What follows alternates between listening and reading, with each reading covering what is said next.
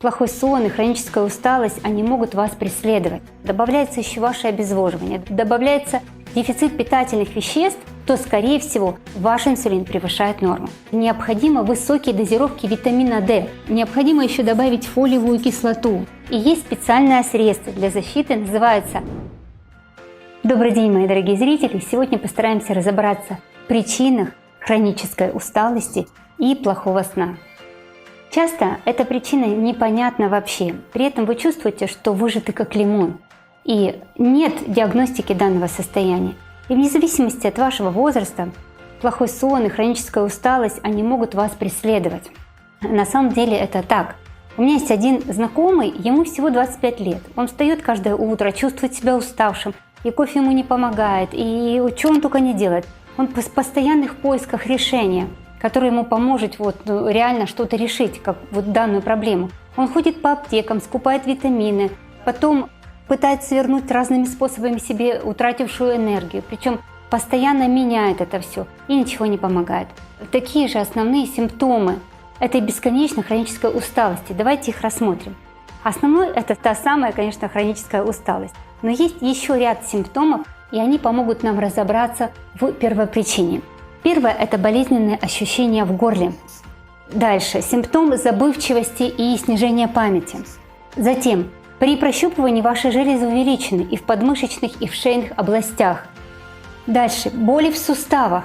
При этом вы чувствуете усталость, даже если хорошо выспались. Именно увеличенные железы и боль в горле зачастую указывают на причину проблемы. Одна из главных причин хронической усталости – это вирусная инфекция. Она протекает скрыто. Что собой вообще представляет вирус? Он сам по себе не живой. Это кусочек генетического материала, упакованного в некий специальный мешочек. И его активируют наши собственные клетки. Когда клетки иммунной системы уничтожают сам вирус, вирус может просто впасть в спячку на много лет. И в момент, когда организм уязвимый, снижен иммунитет, вирус может просыпаться, то есть выходить из так называемой ремиссии. Есть такой вирус Эйнштейна-Барра.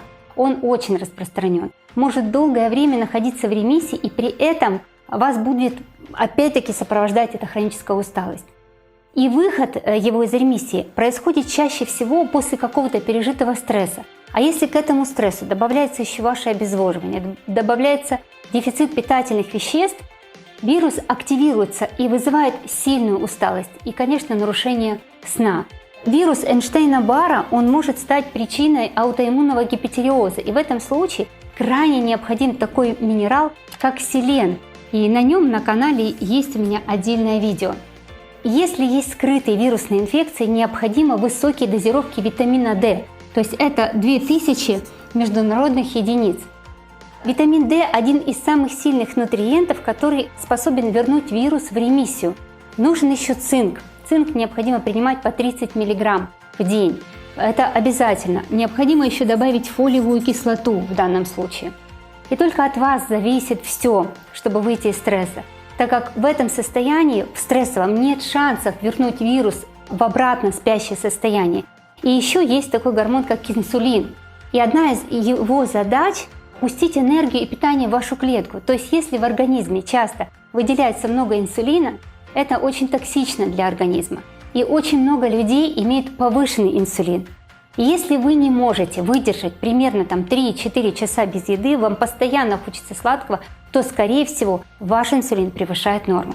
Но это все легко исправить, если разобраться и избавиться от сладкого. И, конечно же, нужно как-то урегулировать свой сон, наладить его. Его нужно отрегулировать в параллели со стрессом.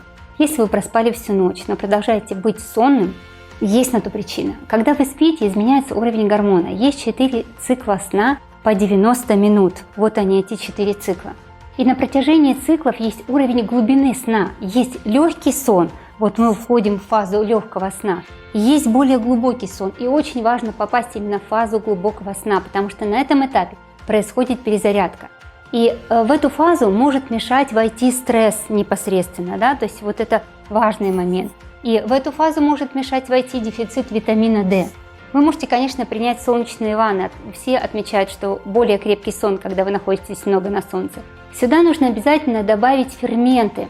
Ведь существует неразрывная связь нашего мозга и кишечника. А в ферментированных продуктах есть клетчатка, которая нам так необходима. То есть и не только клетчатка, а и полезные для нашей микрофлоры лактобифидобактерии. Они помогают организму производить белки и такие важные вещества, как серотонин. Еще для устранения хронической усталости и восстановления сна нужно добавить обязательно в рацион омегу-3. Это очень поможет. Омега-3 – жирные кислоты. По ней на моем канале есть отдельное видео. Обязательно его посмотрите.